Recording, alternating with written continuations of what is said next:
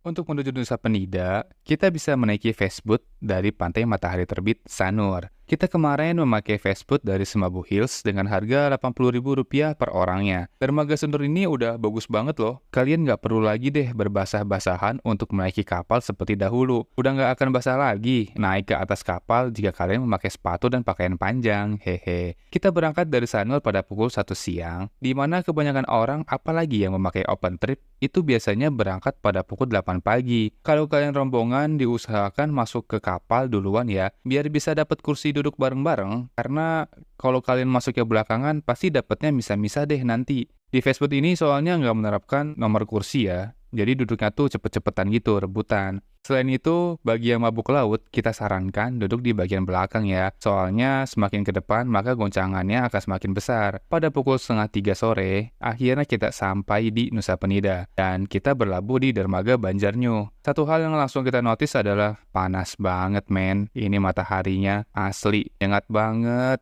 Di Nusa Penida ini, kalian akan mengeluarkan uang sebesar 25.000 sebagai tiket masuk pulau ini ya. Di Nusa Penida, kita udah booking sewa motor untuk 1 kali 24 jam. Jadi dari dermaga ini, kita langsung memakai motor menuju penginapan. Untuk biayanya sendiri, kita dapat di harga Rp90.000 untuk motornya dan penginapannya sebesar Rp200.000 ya. For information guys, kalau kalian belum booking sewa motor, tenang aja. Karena sepanjang dermaga banyak kok warga lokal yang menawari jasa sewa motor. Jadi kalian nggak perlu bingung cari sewa kendaraan di mana. Setelah menaruh barang bawaan, makan, dan juga sholat, kita langsung bergegas berangkat menuju tujuan pertama, yaitu Kelingking Beach. Perjalanan menuju Kelingking Beach ini jelas dan bagus kok. Tidak banyak cabang jalan, jadi kecil kemungkinan untuk nyasar di perjalanan. Sepanjang jalan juga masih banyak sinyal, kecuali kalian sedang memasuki kawasan hutan ya. Nah, di situ tuh nggak ada sinyal. Hal pertama yang membuat kita kaget adalah ternyata Nusa Penida tuh macet. Karena jam 4 sore adalah waktu kepulangan bagi wisatawan one day trip, jadi jalanan tuh macet total, isinya mobil semua, parah. Ditambah jalan yang sempit, membuat tersendat deh di kedua arahnya. Lalu, hal kedua yang membuat kita kaget adalah ternyata Nusa Penida itu nggak cuma pantainya aja yang cakep, jalan menuju pantainya pun enak banget buat dinikmatin. Jalanan naik turun bukit, pemandangannya juga bagus banget, bukit-bukit berjajar. Yang kalau kita jalan tuh seakan bukit ini saling bergerak juga gitu loh di pandangan kita. Pokoknya ini di luar ekspektasi kita banget sih. Setelah 45 menit perjalanan, akhirnya kita sampai di Kelingking Beach. Kita tuh sengaja mengunjungi Kelingking Beach pada sore hari karena rundown open trip itu kebanyakan sore hari pasti sudah menuju perjalanan pulang. Jadi ekspektasi kita Kelingking Beach harusnya sepi lah ya. Ditambah sunset di Kelingking Beach ini juga bagus banget. Untuk biayanya di sini kalian hanya perlu membayar parkir sebesar Rp5.000 aja ya. Dan emang bener sih, bagus banget view Kelingking Beach ini. Selama ini cuma bisa lihat di sosial media aja dan sekarang bisa melihat langsung tuh. Beda banget feel-nya, terasa megah dan kagum banget gitu loh. Setelah take foto dan video, pada pukul setengah 6 sore, kita memutuskan untuk turun ke bawah. Karena melihat ke bawah tuh menggiurkan banget gitu loh. Kayak asik banget gitu orang-orang pada main air dan pasir di bawah. Jadi kita putuskan menikmati sunset di bawah aja. Perjalanan turun ke bawah tuh memakan waktu 50 menit karena lumayan terhendat. By the way, trek turun ini sangat amat curam ya guys. Jarak pijak juga nggak beraturan. Ada yang deket, ada yang jauh banget.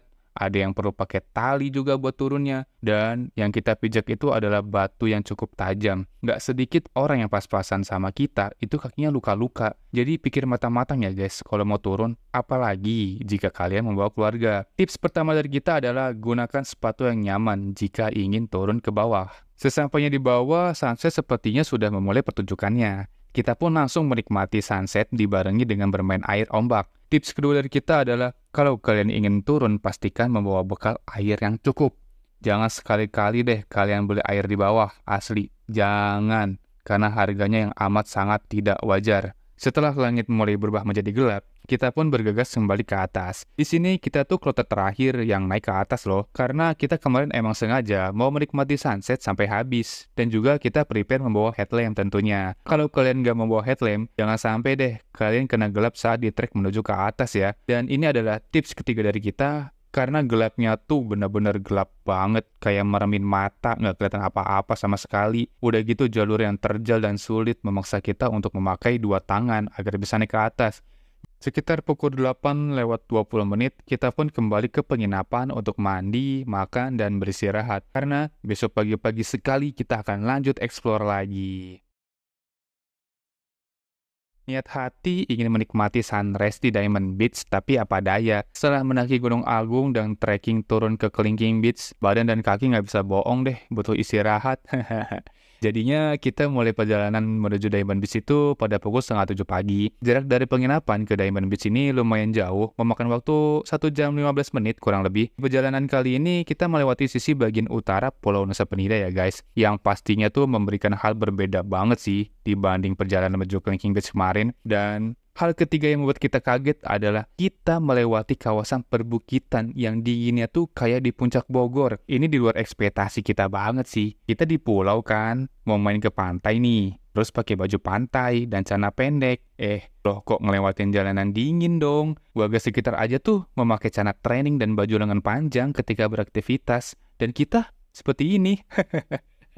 Tapi ini juga disebabkan karena pagi hari itu kondisinya mendung dan juga sehabis hujan ya. Pukul 8 pagi kita sampai di Diamond Beach. Tiket masuk Diamond Beach ini sebesar Rp35.000 per orangnya ya, dan Rp5.000 untuk parkir motor. Harga Rp35.000 ini udah termasuk dengan Atuh Beach, karena kedua destinasi ini tuh samping-sampingan, jadi pintu masuknya sama. Di sini kalian akan mendapatkan air mineral kecil ya guys. For your information, kita tuh udah beli air mineral yang gede 2 botol, karena pengalaman di Kelingking Beach kemarin kan. Niat hati ingin prepare nih buat trip hari kedua ini. Ternyata kita malah dapet air dong. Jadi kayak nimbun air malahan. Emang paling bener sih, kesini tuh pada pagi hari, enak banget, sepi tempatnya. Jadi kalian bisa puas banget menikmati suasana di Diamond Beach pada pagi itu. Dan ini adalah tips keempat dari kita. Datanglah pagi hari agar kalian puas eksplor menikmati tempat tujuan kalian. Oke? Lalu pada pukul 8:40 kita bergegas lanjut ke destinasi selanjutnya, yaitu Rumah Pohon. Menuju Rumah Pohon ini hanya perlu waktu 10 menit aja, dan ketika sampai kita akan membayar parkir motor sebesar Rp5.000. Lalu masuk ke kawasan wisata ini membayar Rp20.000 per orangnya. Tapi ternyata nggak cukup sampai di sini aja guys. Untuk dapat foto dan menikmati indahnya Rumah Pohon, kalian harus bayar lagi Rp75.000 per orangnya loh. Ini masuk ke hal keempat yang membuat kita kaget sih di trip ini. Karena, wow, banyak banget dong uang yang harus kita keluarin. Totalnya tuh 100.000. Setelah selesai membayar, kita lanjut deh menuju Rumah Pohon. Menuju Rumah Pohon ini, kalian harus jalan dulu kurang lebih 15 menit menuruni tangga. Tangga lagi dong. Kaki kita tuh udah sangat menolak dengan yang namanya tangga. Karena udah capek banget. Suasana di Rumah Pohon kemarin sama seperti di Diamond Beach, yang kondisinya tuh masih sepi, jadi enak banget buat puas-puasin menikmatinya. Di Rumah Pohon ini ternyata ada penjaga yang merangkap menjadi fotografer dan videografer. Jadi, kalian hanya perlu memberikan HP kalian, dan kalian akan diarahkan nih, harus bagaimana, gayanya seperti apa yang bagus, terus hadapnya harus kemana, dan lain-lainnya. Ini adalah poin positif dari mahalnya biaya yang dikeluarkan. Setelah melihat hasil jepretan dan rekaman yang diambil oleh penjaganya, wow, bagus dong, seketika menjadi worth it biaya yang dikeluarkan. Tapi, nggak tahu deh, kalau kondisi rame dan yang jaga bukan orang yang sama kayak kita kemarin. Karena ketika sepi bebas kan, mau tag berapa kali pun, ya nggak apa-apa. Tapi kalau rame, pastinya nggak akan seleluasa seperti kita kemarin. Dan yang jaga kemarin tuh emang udah lihai banget sih, tag foto dan videonya. Pukul 9:45 pagi, kita lanjut menuju destinasi selanjutnya, yaitu Broken Beach dan Angel Billabong. Destinasi ini tuh berada di bagian barat Nusa Penida ya guys. Jadi, explore bagian timur kita sudahi sampai di sini saja. Dan kita akan beranjak menuju ke arah barat. Untuk sampai di Broken Beach, itu memakan waktu 1 jaman. Jalur yang kita lewati menuju Broken Beach ini adalah jalur tengah, dan seperti biasa, kita pun disuguhi pemandangan yang berbeda dari sebelumnya, dan ini tuh bagus banget. Sampainya di Broken Beach, kita disambut dengan jalan yang hancur, becek, dan macet karena kita sudah memasuki jadwal pasukan open trip. Di sini, kalian hanya mengeluarkan uang sebesar Rp5.000 aja ya untuk parkir motor. Dan benar aja, Broken Beach kemarin rame banget.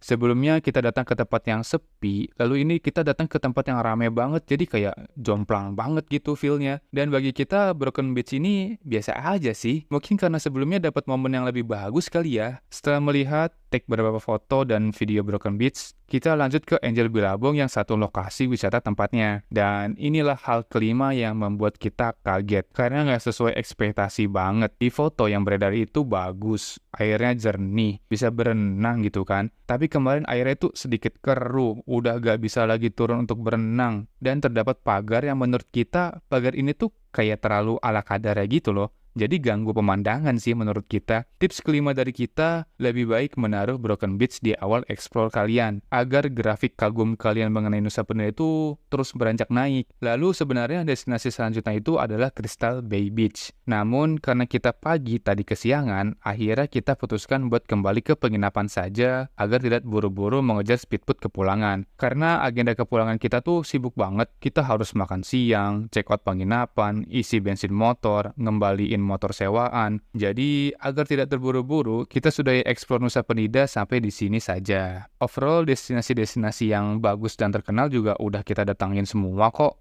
Selanjutnya, untuk kepulangan, kita menaiki speedboat menuju Sanur pada pukul 3 sore, dan sampai di dermaga Sanur pada pukul 4 sore. Informasi dan gambaran mengenai Nusa Penida udah kita kasih nih. Jadi kapan kalian eksplor Nusa Penida? Oke, sekian dari kita. Jika ada salah kata mohon dimaafkan. Like jika kalian suka dengan video ini, komen di bawah ya mau kita bahas estimasi apa lagi. Dan jangan lupa subscribe buat gak ketinggalan video-video kita selanjutnya. Kita pamit undur diri dan bye-bye.